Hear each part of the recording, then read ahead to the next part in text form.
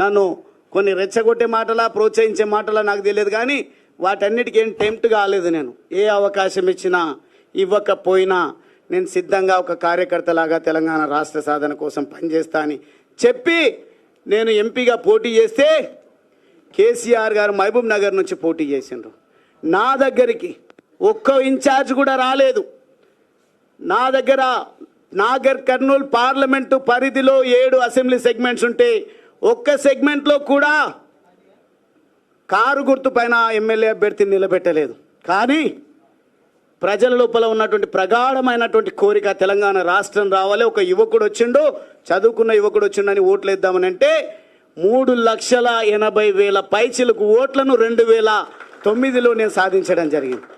కొంచెం ఇట్లా ఆర్గనైజ్డ్గా గువ్వల బాలరాజు వస్తున్నాడు అంటేనే ఇక్కడ ఉన్నటువంటి పెద్దలందరూ కూడా వచ్చింది. ఇది మంచి శుభ పరిణామం. పని చేసేటువంటి యువకుడు వచ్చిండు అని చెప్పేసి సంతోషంగా వచ్చింది. కానీ ఎంపీ పార్లమెంటులో అడుగుపెట్టే ఆస్కారం ఉన్నా కేసీఆర్ గారి దగ్గర మొత్తం కూడా దేశాన్ని కాపాడాలంటే మోడీ గారు బలగాలను మోహరిస్తూ ఎవని ఊహకందని విధంగా ఆటంకవాదులను ఉగ్రవాదుల స్థావరాలను ఏ రకంగా సింధూర్ పేరిట ఆపరేషన్ సింధూర్ పేరిట అంత ముందించిండో ఆ రకంగా చేయాల్సినటువంటి అవసరం ఉండే నా దగ్గర కూడా అది చేయలేదు.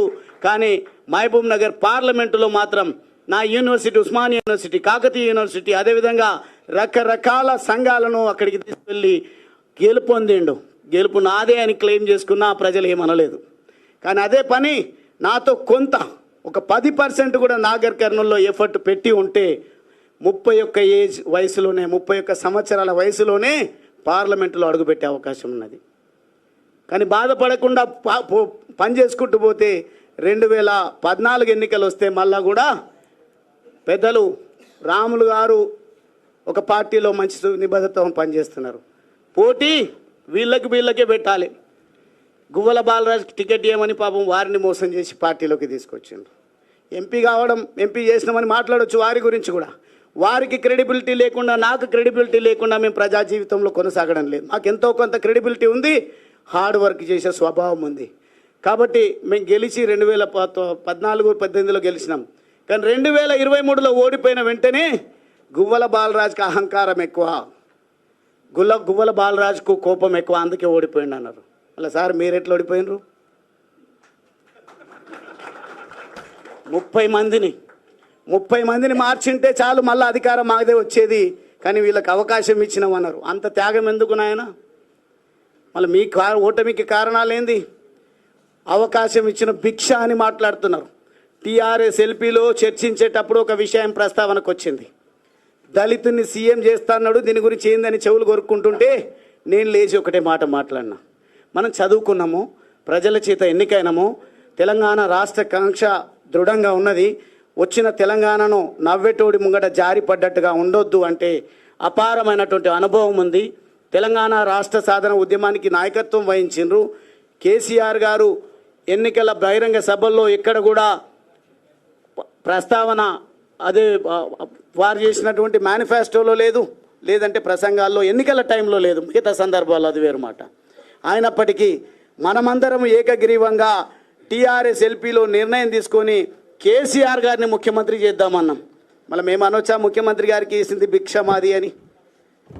ఎమ్మెల్యే పదవి ప్రజలు ఓట్లేస్తే వచ్చింది మాకు. కానీ నిబద్ధత కలిగిన నికార్సైనటువంటి నాయకులం కాబట్టి ముఖ్యమంత్రిగా కేసీఆర్ గారిని నియమించుకున్నాం. పార్టీ మారంగానే దాడి చేస్తున్నారు. ఎంపీగా నిలబడ్డప్పుడేమో ఒక్క ఇన్ఛార్జ్ లేరు.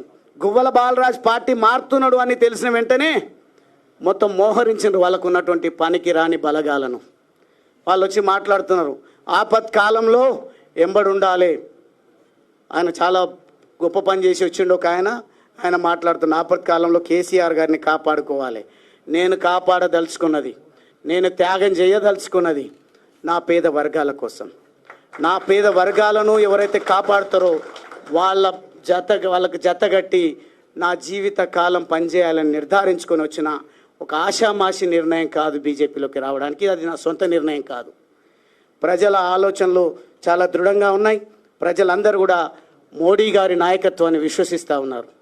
మోడీ గారు యుద్ధం చేసి యుద్ధం ఎందుకు ఎట్లా ముగించిందో తెలియకుండా యుద్ధాన్ని మధ్యలోనే వదిలేసింది అంటున్నారు.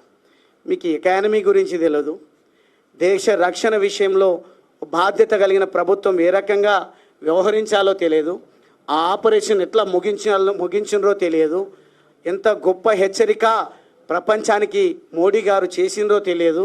కానీ ఆపరేషన్ సింధూర్ విఫలమైందని విఫల మాటలు, విఫల ప్రయత్నాలు, మాకేమైనా ప్రజలు ఓట్లేస్తారనే పద్ధతిలోన డైరెక్ట్గా మోడీ గారిని ఎక్కుపెట్టి మాట్లాడుతున్నారు. మీ స్థాయి అది కాదు. వాస్తవంగా ఈరోజు నేను కొన్ని విమర్శలు నా పైన చేస్తే నేను కూడా చేయడం జరిగింది. చేసినప్పుడు బచ్చాగాడెవడో మాట్లాడుతున్నాడని, నాకంటే 6 నెలల్లో సంవత్సరమో వయసు పెద్ద కేటీఆర్ గారిది, నన్ను బచ్చాగాడు అంటున్నారు. మీరు మొదటిసారి గెలుపొందింది మీ మొత్తం శక్తిని ఖర్చు పెట్టి గెలిస్తే 300-200 ఓట్లతోనో శాసనసభ్యుడిగా ఎన్నికైనరు. ఒక వలస కూలి బిడ్డనైనా నేను పార్లమెంట్ అభ్యర్థిగా నిలబడితే ఒక్కరు కూడా పని చేయకుండా ప్రజల గుండెల్లో ఉన్నటువంటి తెలంగాణ వాదం, ప్రజల గుండెల్లో ఉన్నటువంటి పేదవాడి పైన ప్రేమ, కులం చూడలేదు, మతం చూడలేదు, నాకు అద్భుతమైన ఓట్లు వేస్తే కొన్ని ఓట్లతో త్రుటిలో ఓటమి పాలు కావడం జరిగింది. ఆ ఓటమితో కుంగిపోలే.